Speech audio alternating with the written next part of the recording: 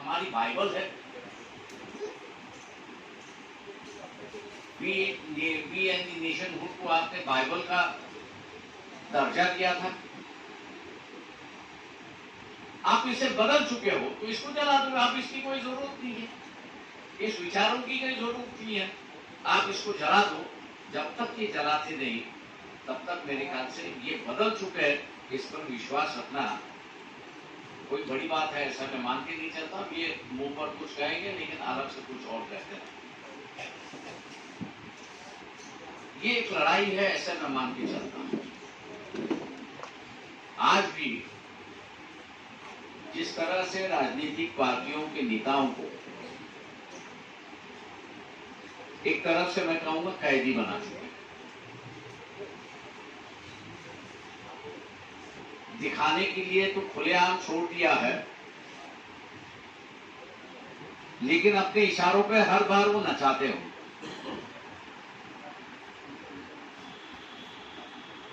और इसलिए परेशानी होने के बावजूद भी 2017 हो 2019 हो या जितने भी स्टेट इलेक्शन आए, कर्नाटक के इलेक्शन है, ये एक दूसरे को इकट्ठा आने को नहीं देते।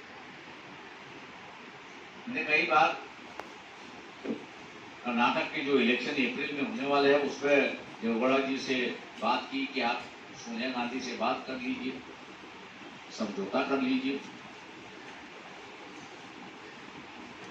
क्योंकि देवगौड़ा जी से कहा कि आप 30, 35, 40 से ज्यादा आप सीटें जीत सकते हो, इसमें कोई दोहरा नहीं है। लेकिन अगर बीजेपी को हटाना है तो आपको 125 यहां तक पहुंचना है। दोनों इकट्ठा होते हो तो 170 तक सीधे पहुंच जाते। लेकिन आपने देखा होगा कि फिलहाल 10 दिन पहले कांग्रेस के जो अध्यक्ष है उनकी दोबारा रेड हुआ, चौकसी शुरुआत हुई। दूसरे और कांग्रेस के नेता है उनके घर पर रेड हुआ, सब कुछ हुआ। जब दिखाई देता है कि दो जना नजदीक आ रहे हैं तो ये रेड का मामला चलता है और एक डर पैदा होता है कि आप खुले रहिए, आपके घर वालों को हम ले जाते। कोई नहीं चाहता कि अपने बच्चे हो, अपनी माँ हो, अपना भाई हो, अपनी बीवी हो, वो जेल में बैठे, ऐसे किसी को नहीं लगता। और वहीं एक समझौता हो जाता। 40 साल के राजनीति में मैंने बहुत करीब से देखा और इसलिए एक चीज से मैं दूर रहा कि पैसे को कभी हाथ नहीं लगा। और पैसे कई बार 10 बार इंक्वायरी मोदी जी कर चुके हैं। मैंने कहा 10 बार नहीं और 10 बार करवा।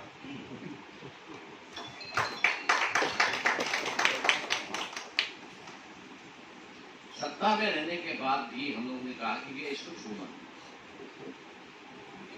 जो पुराने कांग्रेस वाले थे वो मुझे पढ़ा भी रहे थे, सिखा भी रहे थे, समझा भी रहे थे। देखो बेटा, हमारी जिंदगी तो गुजर गई, लेकिन जिस जिंदगी को आप सामने जाने वाले हो वहां नीति नहीं, नियत नहीं। ये हम लोग को दिखाई दे रहा है। आपके वहां सिर्फ यही होगा कि सत्ता किसी भी तरह से हासिल कर लो और अपनी सत्ता के हुकूमत के बल पर लोगों को गुलाम बना दो। ये एक व्यवस्था हम लोगों को दिखाई देती है। अगर इसे लड़ना है तो आपको पूरी तरह से साफ सुथरा रहना है। और उन्होंने जो वाणी की थी आज वो दिखाई दे रही है। ये सत्ता की जो लड़ाई है उस सत्ता की लड़ाई में कई लोगों को दागी बनाया जाता है। अच्छा, ये दागी बनाया गया, जैसे मैंने कहा कि नरसिम्हा राव के काल में जो था वो कोर्ट पे भेजते थे, बड़ी राह नहीं तो अंदर चले गए। अभी की सरकार वैसे नहीं कर रही, इनको कोर्ट नहीं भेजी, इसको पेशेंट बना के अपने पास ही रख दिया।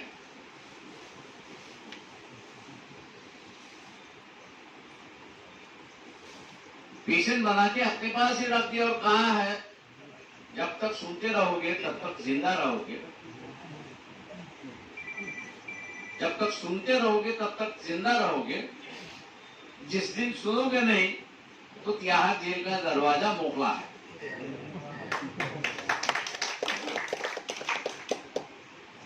अब इसी से राजनीतिक दलों को रास्ता निकालना है। आखिरी लड़ाई जो है वो 2024 की लड़ाई है। पार्लियामेंट की लड़ाई जो है वो आखिरी लड़ाई है, ऐसा मैं मान के चलता हूं। इस बार अगर हरा दिए तो मैं समझता हूं कि हम लोग बच गए। इस बार अगर हम लोग ने हरा नहीं दिया तो मान लीजिए इनका पूरा रास्ता क्लियर हो चुका, ऐसी एक परिस्थिति है। क्योंकि इन्होंने जो है वो नई लीडरशिप उभरने भी नहीं दी है, ना अपने दलों से उभरने दी है, ना विरोधी दलों से में से उभरने दी।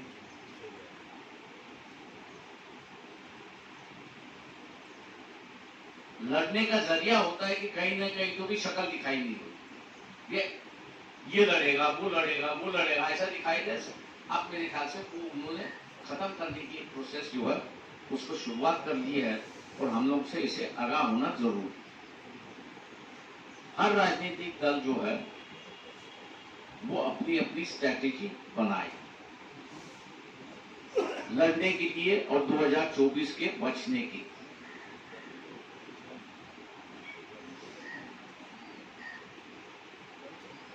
अभी से ही अगर मिलाप होना शुरुआत होता है तो 2024 को मिलाप होगा। अगर 2024 में अगर मिलाप होता है तो बीजेपी का ग्राफ अगर हम लोग देखें, राज्यों का ग्राफ अगर देखें, उत्तर प्रदेश, मध्य प्रदेश, राजस्थान, हरियाणा, दिल्ली, उड़ीसा, यहाँ का हम लोग अगर ग्राफ देखें तो 36-37%, 35% से लेके 40% तक उनको वोट मिला है और उसकी वजह से वो जीते हैं। उसके ऊपर गए नहीं है। अगर सभी जन इकट्ठा अभी हो जाते हैं तो उनको पता चलता है कि 7% जो है वो अपने खिलाफ है और वो अगर अपने खिलाफ गया तो अपनी सत्ता आ नहीं सकती। और इसलिए उन्होंने 2 तरीका शुरुआत किया है। अभी जो है खरीद, पार्टियों को तोड़ देना शुरुआत,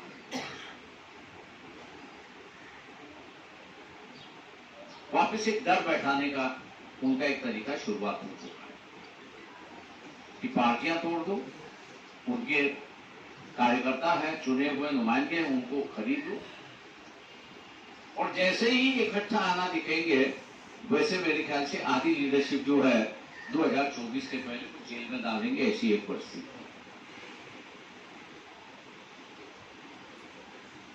अब हम लोग जो है वो इससे बचने की एक रणनीति बना रहे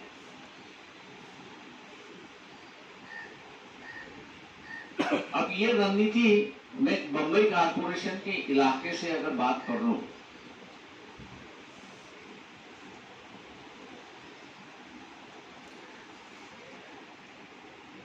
तो यहां अडानी से लेके, अडानी का जो इशू है इससे लेके राजनीतिक दलों में झगड़े दिखाई देंगे।